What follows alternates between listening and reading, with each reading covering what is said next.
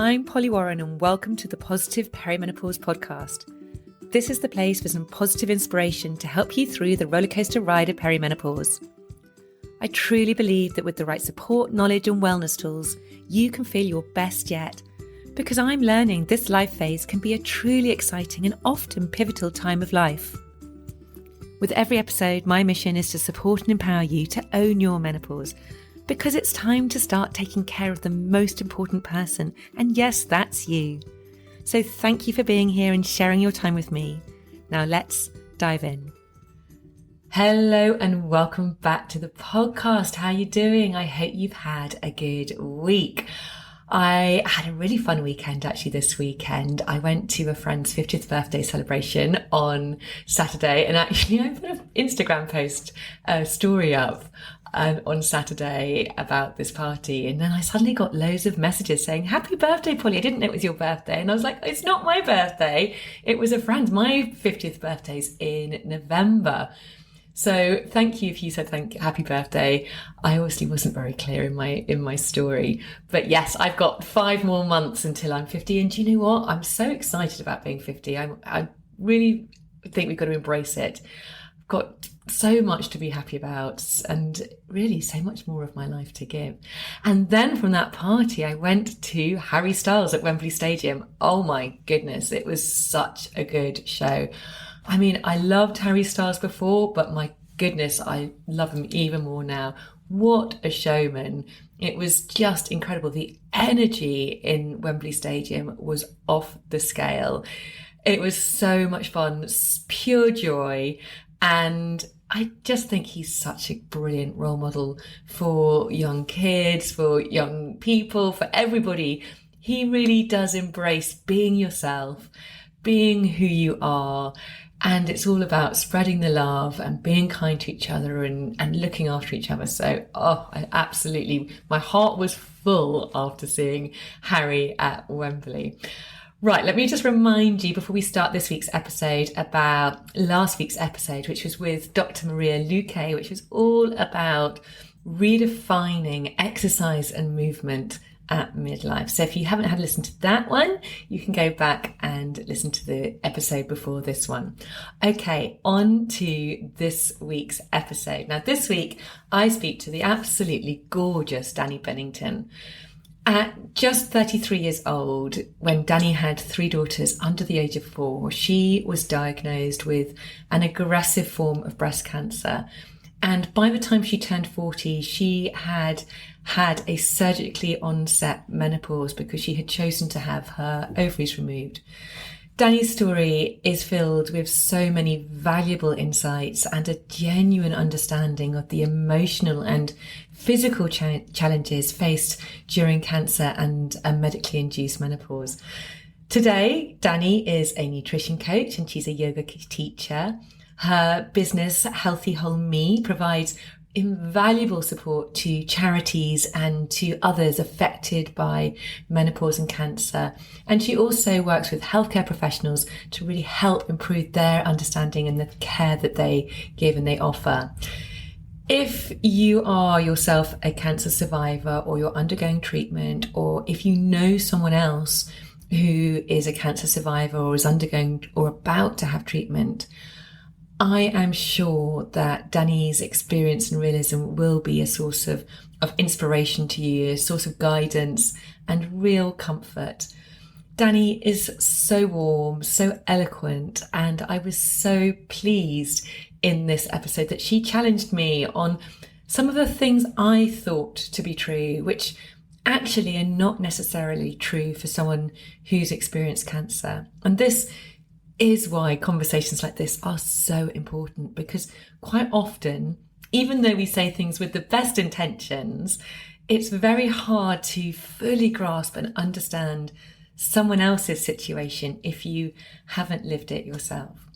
So without further ado, please welcome the absolutely brilliant Dani Binnington. Dani, it's a real pleasure to have you here today on the podcast. Thank you so much for joining me.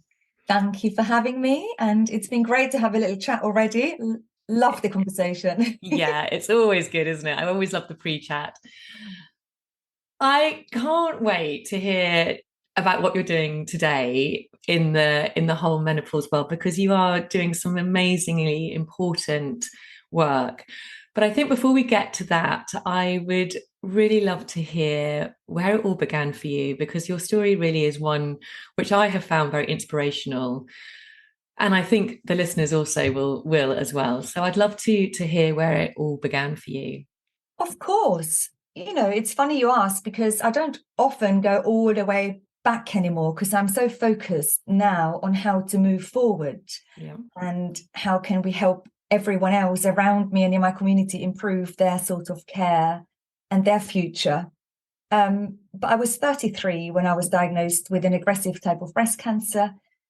And I had three young kids like you. I've got three, and my twins were two, and my eldest daughter was 4. And I was just sitting and watching the telly. And as you do, I was having a grope in my armpit. And there it was, quite a big, bigger than a cherry sort of size, very defined lump. So for me, it was a lump.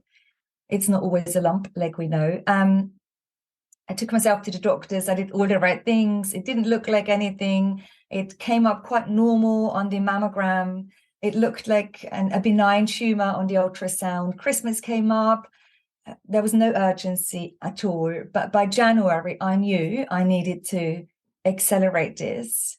I had a biopsy. And so I went even for the results for the biopsy on my own because I was so sure it was nothing. And my doctors were quite sure it was nothing. And so my husband looked after the kids. I was nervous, but I had the appointment on my own. I was so sure it was a bit of an inconvenience, really. I had more important and busy things to do. I was busy raising the kids. And it was a breast cancer. And I just remember it was literally like the rug had been pulled from underneath my feet. And for the first 6 months, it was like life was happening to us. It felt I was put on this escalator and there was no way off at the top. I was a very fearful patient. My worry was just, will I see my kids even start school? Will I see my children, ride the bike on their first bike ride? And I didn't have much sort of control. I think for many people I've spoken to now, it feels similar in that you do everything the doctors recommend. You turn up to all of your appointments. I remember this one appointment, my dad and my husband came to the appointment with me and they sat opposite the oncologist and I sat on the sofa on the side. It's like I was a grown woman. I was the patient. But I didn't even dare to ask the questions because I was so worried of what the answers might be. I had all of my active treatments, many surgeries, chemotherapy, radiotherapy. And then my life fell apart, I think, after active treatment finished, because I thought I wasn't doing enough. There wasn't enough. I hadn't done enough. The doctors couldn't do any more for me. And that's when it became really difficult, actually, to move on. Yeah. Oh gosh, Dani, thank you for sharing. I mean, I can't imagine what that must be like, particularly when you've got three small children as well at home, and you're so young, and you think you're at that age, you think you're invincible, really, don't you? And as you said, you went into that appointment not really thinking it was going to be anything. So it must have been such a massive shock. When you say that it felt like life was happening to you, I imagine that suddenly you're thrust into that medical system. You're putting all your trust into a system and you're on that, as you say, that escalator, and you're just kind of constantly on it. That must be, I mean, I don't know, it must feel really quite disempowering because you're handing your power over to people who supposedly know a lot more than you. I mean, how would you sort of describe that feeling? You said it was it was a lack of control. How did you manage that, and what was the impact of that going forwards?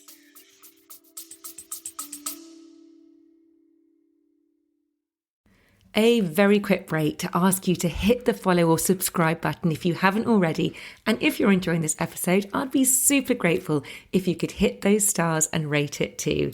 Thank you.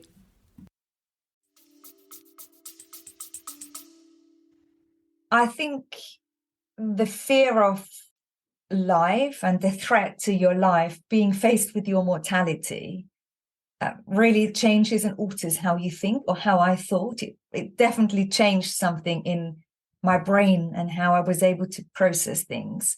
And I would have done anything to reduce my risks of recurrence. I would have gone for the most drastic surgery, for the most all the drugs. I would have not wanted to turn anything away initially in the first sort of year at least. And so my vision became short-sighted. And I think this is often when perhaps anyone listening today, when we're navigating perimenopause, menopause naturally, we almost need to have two sides: the short side of how can I manage my symptoms now? What can I do now? And how can I look after my long-term health? And it's having both, isn't it? It's having that helicopter view that allows you to make choices that don't just benefit you for today, but also for when you're like in your 60s and 70s. And at the same time, honoring where you're at now. And I think my view was just a long-term view. I just wanted to survive. And initially, I did not care in how I survived. So my quality of life actually didn't matter to me. It was just the survival. And I had to learn really hard in the years after my diagnosis to teach myself that it does matter how I survive. My days matter. It matters how I spend my day today. I've chosen carefully to come onto your podcast today because I'm giving you an hour of my time, an hour to all of your listeners, and you're giving me your time and attention. And for anyone who is out there now, whether they're walking their dog, whether they're out in the sunshine, whether they're doing their dishes, we're spending this time together. And one of the most important things for me was to relearn that it's not just the quantity of my life, it's also that quality, how I'm spending my days, and to bring a bit more agency into that. And once I could shift a little bit of my mindset onto my days and not just my future, my days became a bit better, actually. So what were you doing then in that aftermath? What weren't you doing initially, I suppose, to make those days actually not very enjoyable? And then what changed? What did you do which kind of helped you to make you feel like you were, doing it more for you? It was more an enjoyable journey. Well, I had a chemo buddy, Katerina. She's no longer with us, but we met at the same time in hospital. And she was the first one to give me a book on nutrition. And I think it was a bit woo-woo. It was a bit out there. It was definitely an out there sort of nutrition book. At the same time, my mother-in-law gave me a book on how to manage side effects of chemotherapy with diet, like mouth ulcers, diarrhea, constipation, nauseousness. And so there's lots of recipes in there. And I never cooked. My husband was the cook in the house. I'm Austrian. I was growing up on salami sandwiches. I'm always fairly slim. I would have 3 pieces of cake if you had one, because it didn't change my weight. And so why shouldn't I?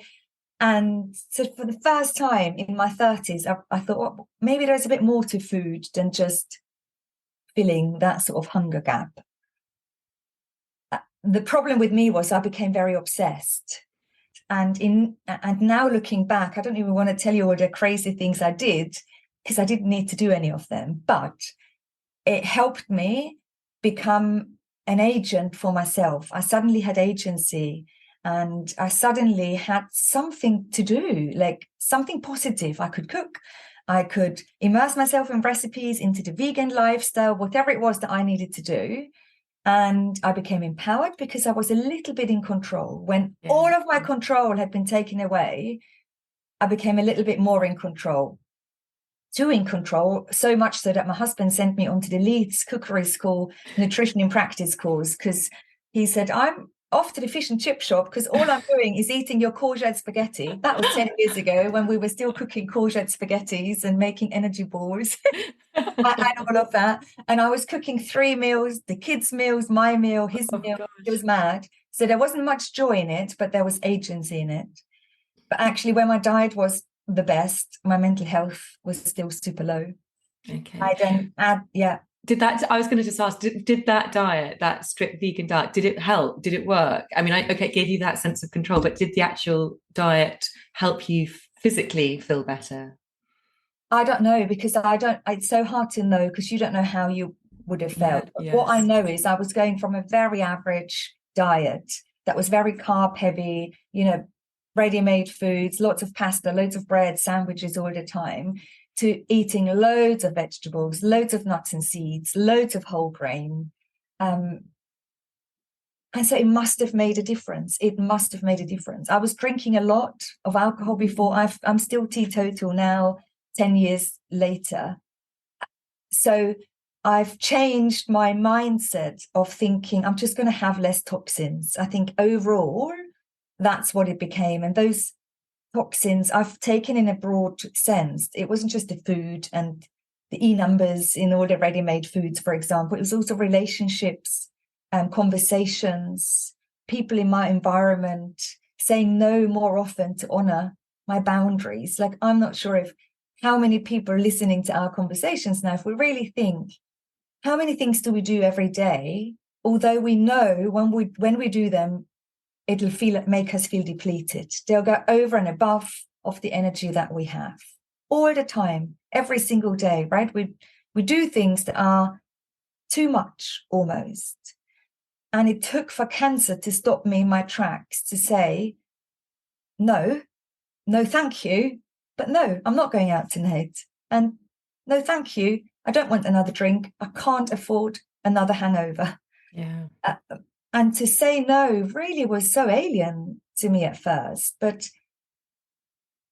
it sort of again gave me a bit of agency. It changed me again, but and in a weird way, all I wanted was the old me back. And I hear that all the time from people in perimenopause. We want to do anything we can to feel like we felt in our 20s and 30s. I just want the old me back. We don't want to be this person with stiff joints and low mood, and of course we don't. I also always wanted the pre-cancer Dani back. But when I did have quite a bit of counselling and different approaches to sort of speaking therapy, hypnotherapy, different approaches to counselling, one counsellor said, well, Dani, was your life that perfect? Were you that perfect, or are you looking back with rose-tinted glasses on? And it really struck home because, of course, my life pre-cancer was full of stress. I had 3 young children. Of course, I had loads of stressors in my life. It wasn't just perfect. And so once I realized, I'm not going to go back. There is no way back. The only way is forward, and that I had a little bit of control in how to move forward. I thought, well, I can dream myself up now. I can become who I want to become. Like, I can be this colourful, flamboyant woman in her 80s if I wanted to, with feathers in her hair and tattoos everywhere. And in fact, I did go out and have more tattoos. Like, yeah, why not? Yeah. Oh, I love that, Dani, so much, because I hear it all the time as well. It's like, I just want to feel like I used to do. I just want to feel like me again. I want to feel like the old me. And I'm always like, well, what if you could actually feel even better than the old you? What if you could actually make your life into something which is the life that you've always dreamt of? Because you're right, when we look back, actually it's like, do I really want to be like the old me? Maybe I can grow into an even better version of it. And so I love that. I think we always hold on to the old part of us, but actually moving forward, we can become whatever we want to become. And I think that's really such a good message. And I really had to let go of the becoming better. That was a real struggle for me. And I wonder whether this will hold a lot of people back from feeling they're moving into the right direction, because we're not going to feel better necessarily. We're going to feel different. Mm-hmm. And waking up to how I was feeling was the important thing for me, not striving for feeling better. Yeah. But actually waking up to what life is, and life is everything. It's the sadness and the joy. It's my masculinity, my femininity. It's the rain and the sunshine. It's all those opposite feelings and emotions that can coexist. Yeah. And waking up to sitting with whatever was happening to me was actually when I realized I was only waking up to life.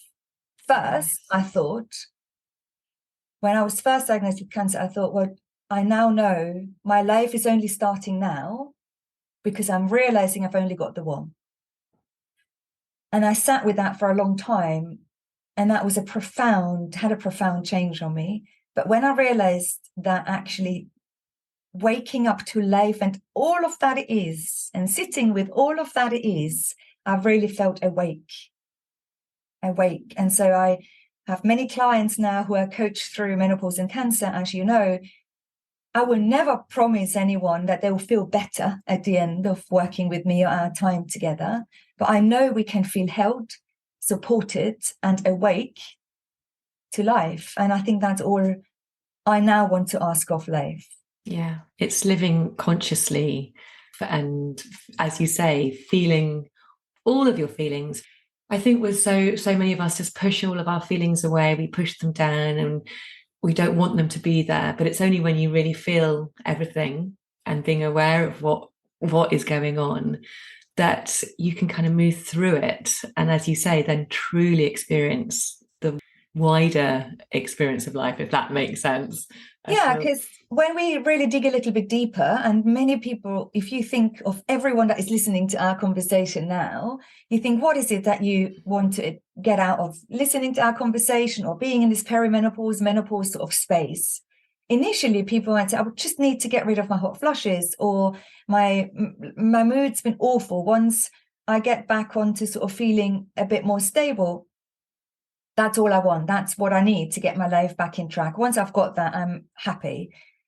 But actually, when you speak to people and you follow up with them, yes, that is often the key driving factor, but we still have other questions in our lives and a bigger purpose and bigger missions. Because why do we need to get rid of our hot flushes? So we can live a good life, so we can go into work meetings and be good and get the jobs and get the promotions. Absolutely, and yeah. we need that confidence to go for it because the world needs us. We're amazing at raising families and building communities, and we need to get out there into the workplace, into running big companies, into leading our countries, because women are amazing. And therefore, we can't stop or let the perimenopause and menopause stop us in our tracks. It's for the bigger cause. The symptoms just get in the way. Exactly. And definitely, let's get on top of them so that we can do amazing jobs out there in the world. Yeah, I see that all the time. People come to me with the symptoms, but actually, let's get just to sort the symptoms out. And actually, then it's a bit like, a lot of the time, it's like, okay, well, what now? What next? And it's like, well, this is the exciting bit. This is the bit where we can really look at what do you love to do? What are the things that really light you up? And yeah, go out into the world and do amazing things, because that is ultimately, you're quite right, it's what it's all about. It was a few years later on, wasn't it, that actually you then discovered that you had the BRCA gene, is that right? And you decided to have your ovaries removed, which put you into early menopause. So I wonder if you could just talk us through that, because, having already undergone some, a really life-changing experience, to then be faced with that must have been just such a blow. So my period stopped in chemotherapy during chemo, and I just thought it was a side effect of chemo, which of course it was. No one really said to me, this is temporary menopause, and many of my symptoms would be because I was in temporary menopause. Also, I was not very educated on the female cycle, on what happens to us biologically. And so I never questioned that. The doctor said your periods might come back. Mine did. And so after that, I did have cycles for a few years. It felt like a blow having to get the diagnosis of that genetic mutation that gives more risks of more cancers, in my case, more breast cancers, and a really high risk of ovarian cancer. Because I already had the one cancer diagnosis, for me personally, it was an easy decision to make, to say, I need to get rid of my ovaries. They need to come out. But that decision is very different for many women. There is no right or wrong. A lot of counseling comes with it. And some women decide not to have their ovaries removed. I had my breasts removed and my ovaries removed in different operations. The difference was there was a time gap between my initial diagnosis and me making the decision of when to let go of my ovaries. Because, of course, again, you have choice in that. You don't have to do it immediately. I chose to wait until I was about 5 years on from my initial diagnosis to have those ovaries removed.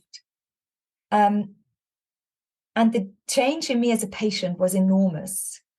So from being that patient that sat on the side, not even looking the doctor in the eye, I got onto the train where I live in Surrey at 4:45 in the morning in my village with my bag packed. And I took myself on the train and then the tube to the Royal Marsden Hospital in London. I remember I was so anxious that my bowels were going to give way. I rushed into the Prets. If anyone's listening, that was me. Rushed into Prets, had to open my bowels. I was so nervous, but empowered at the same time. And I took myself to the surgery myself. I had my bag packed. I had food in my lunch. I had lunch for post-surgery.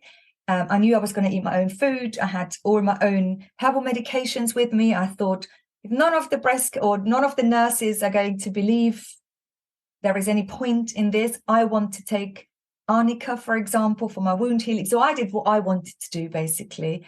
I made the decision who was going to be my surgeon, at what hospital was I going to have this operation, at what time.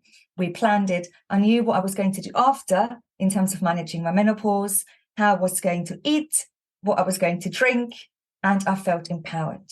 And it is this change in patient, because I'm the same person. It's the good old Dani.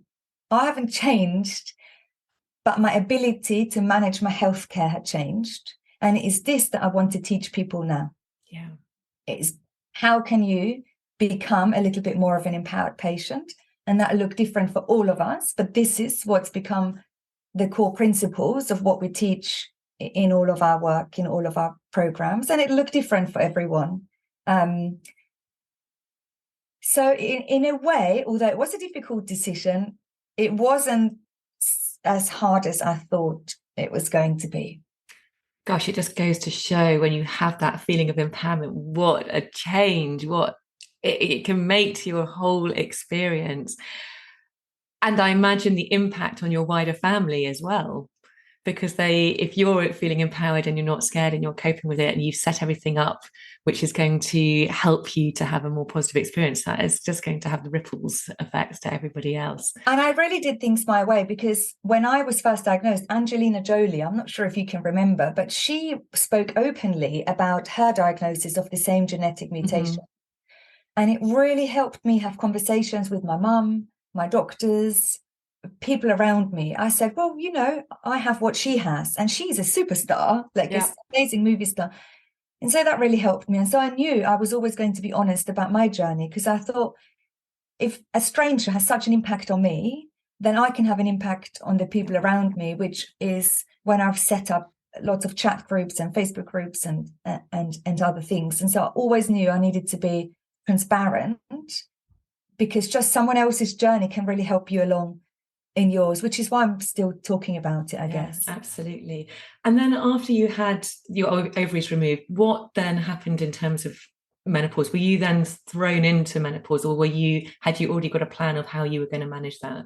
Yeah, so surgically onset menopause really removes your hormones from one day to the next, and literally you wake up from surgery and you lose all of your hormones. And I work with many women now who have embarked on surgeries like that, and they've never had a conversation with any healthcare professional about how to manage this surgery and the aftermath of it. And I think this is the biggest bugbear I've got. And many people have not had a cancer diagnosis, and they have hysterectomies for different reasons. And again, very little follow-up. And I'd like to say, refuse to have, if you can at all, have agency in when to do this.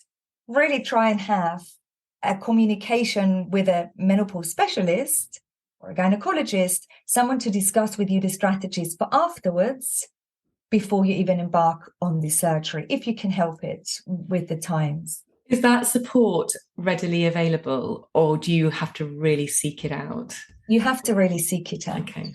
You have to really seek it out. And that's where our work becomes really exciting, because we'd like to inform, educate, and empower people before they have to make these big decisions, and before they get thrown into perhaps a surgically onset menopause. In an ideal world, that's what we would do. Often we meet people years later and they're still struggling and they've not had the support. But again, there is always something you can do, and you can always find ways back into the system to get the help.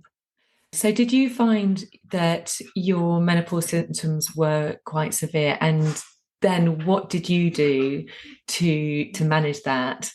And I suppose the question is, what can people prepare themselves for if they're in that situation? What can they do to prepare themselves to be able to manage their own symptoms? Sorry, there's about 3 questions in one there. I think in general, when you add a cancer diagnosis to menopause, or perhaps you've already been going through perimenopause, naturally you might have gone on HRT. Some of the audience might be there. They might have then had a cancer diagnosis, and the doctors might have said, you need to come off your HRT, for example. This is a huge shock to your system, mentally and physically.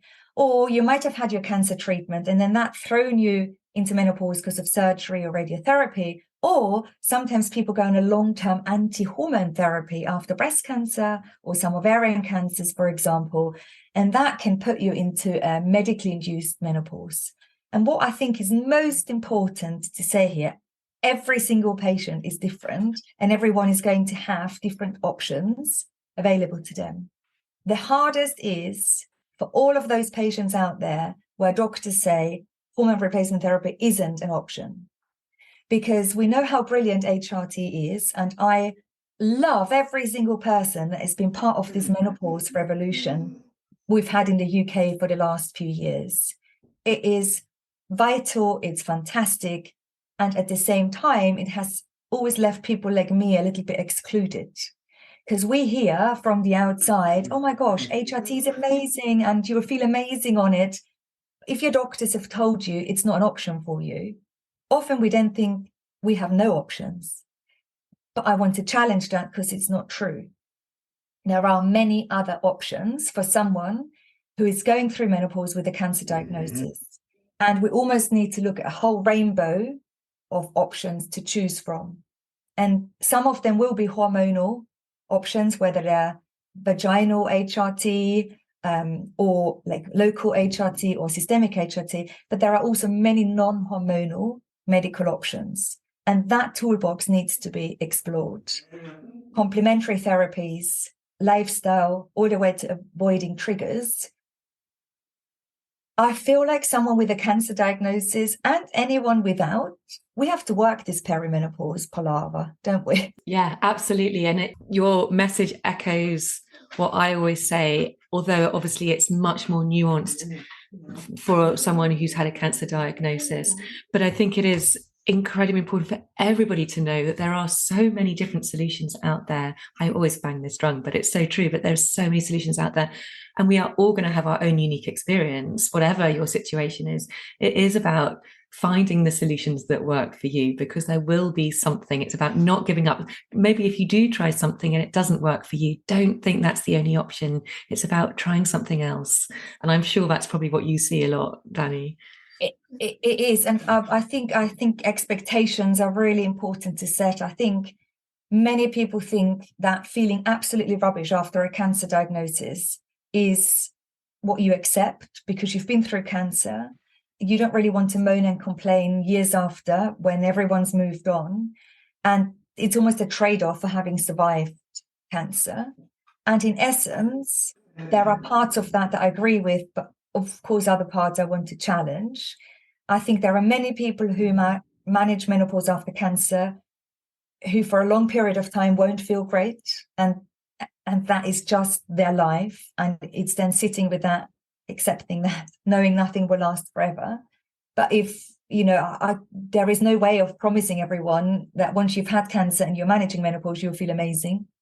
It's just not as simple. Yeah. And so it's also sitting with the enormity that life has really changed.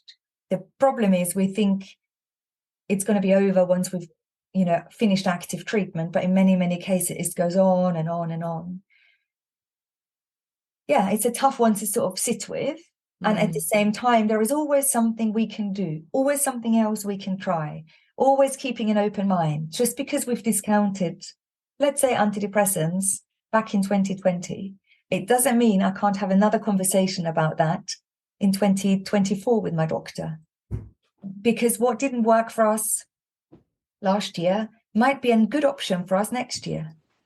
And so it's having those options there. And I think often we put a big block, don't we, ourselves to possibilities.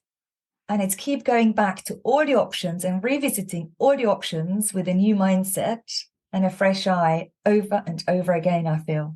Yeah, we can change our mind.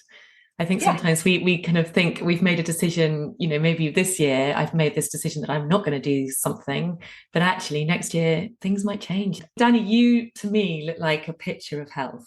Your skin is glowing, you're looking absolutely gorgeous. Would you say yourself that you have got to a place where you feel well, you feel good within your body?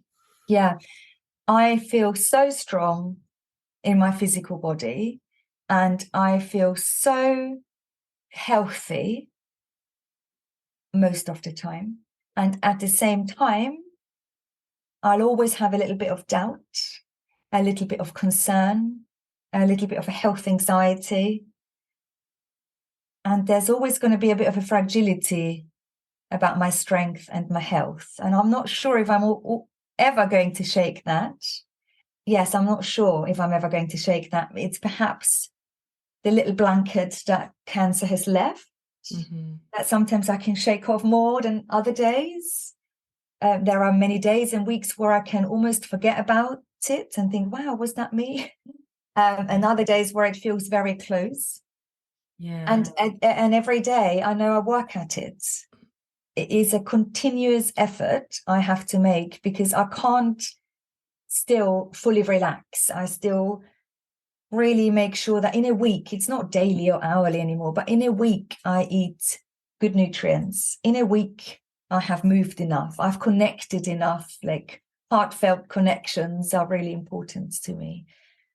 And so I do continue to put effort in, because I know I wouldn't feel this good and strong if all of that went. And so my daily actions are still a bit of a lifeline for me, really. Yeah.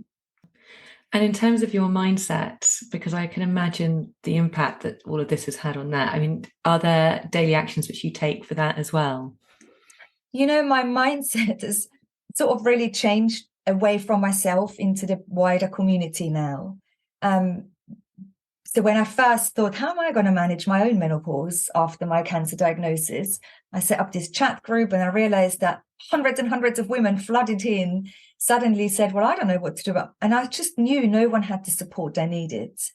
And so I think my mindset, my own story was the catalyst, and I want to solve a much bigger problem. And I had good menopause care because I was the empowered patient, but I know the opposite is true for most people navigating similar journeys to me. And so I use my own story to show people you can do it, and how can we do it? But not a single week has gone by where I'm not feeling outraged at the lack of support and the lack of care we've had as women in general, and especially women in menopause with a history of cancer.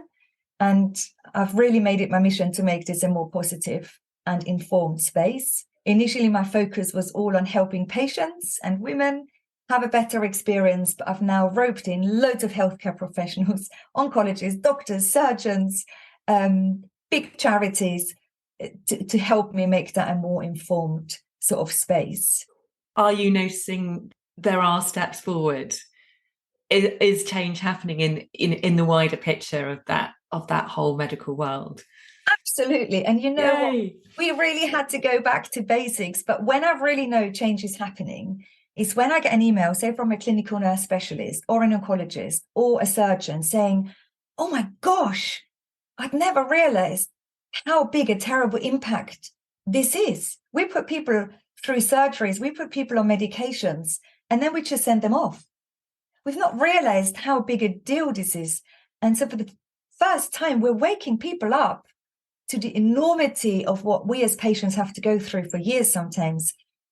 And I couldn't have asked for more than open these conversations. I've had people on my own podcast that are oncologists themselves, then being diagnosed with cancer, and finding my podcast to learn about their options. And I was like, oh my gosh, you're an oncologist yourself. Shouldn't you know the answers? But no, because we haven't spoken about it, we haven't addressed it, and we haven't made menopause after cancer, part of the long-term survivors' sort of late effects. And it's changing because we're changing conversations. And so the more we can keep talking, the better. Dani, you are such an inspiration. Honestly, your courage, yet your vulnerability, it's really just so wonderful to see. And you are obviously in your flow with all of this because you are just glowing. And I honestly thank you so much for coming here today and sharing your story, but also sharing how women who are experiencing something similar or going through cancer and experiencing an early menopause, how you have given them hope that there is support for them afterwards, that there is something more for them to grab hold of, and so that they don't have to do all of this alone. I just thank you so much for this incredible work you're doing. Tell us a little bit about, I mean, you've mentioned it a bit, but how women can get in touch with you, how they can seek your services and support themselves if they are experiencing cancer and an early menopause. Yeah, or if you know of someone, and or know of some someone. people have friends, don't they? Their friends might be going through a cancer diagnosis, or they know of someone at work. I think to tune into the Menopause and Cancer podcast is a really easy way. We have menopause experts and doctors on every single week talking about all the different options we have. And often that leaves people thinking, oh, I'm going to just question my doctors. It helps us have more informed conversations with our own medical team. And so I think that's a really good starting point. We've just set up a new not-for-profit called Menopause and Cancer. And through that, we're going to run lots of programs and workshops. The website will be live in the next few weeks. It's called menopauseandcancer.org. In the meantime, people can find me as Healthy Whole Me, because my quest to become a healthier, more wholesome version of myself became a business. And yeah, we run workshops for many charities, Trekstock, Future Dreams House. We run workshops for young patients with breast cancer care, Breast Cancer Now they're called. And so lots of different ways to connect. Just seek us out. Amazing. Thank you so much for joining me today, Dani. It's been a real pleasure to meet you. Thank you for sharing this hour with me. As ever, I will put all of Dani's details into the show notes. Here are the highlights. Number 1, make choices today which will positively impact you now and also in later life, in your 60s, your 70s and your 80s. Number 2, it matters how you choose to live today. It's not just the quantity of life, but also the quality. Think about how you're spending your days. Number 3, how many things do you do every day which you know will make you feel depleted? Learning to say no thank you to the things you don't want to do can give you agency. Number 4, there's no way back. The only way is forward. You can become who you want to become. Number 5, after cancer, shift your focus from feeling better to focus on feeling held, supported, and awake to life. Waking up to how you're feeling and to life and all that is. Number 6, if you are needing medical care, get support to become more of an empowered patient. Inform, educate, and empower yourself before making big decisions. That is everything for today. If you are a cancer survivor or you are undergoing treatment, or if you know someone who is a cancer survivor or is undergoing or about to have treatment, I hope that you have found something in this episode which is useful or a source of inspiration or some sort of comfort. And obviously, if you feel like it would be useful to someone, do feel free to share it. Thank you so much today for listening. I know how busy you all are. I really am so grateful. And that is all really. So have a wonderful, wonderful rest of the week. Remember, you are absolutely awesome. And I cannot wait to speak to you next time. Take care. Bye.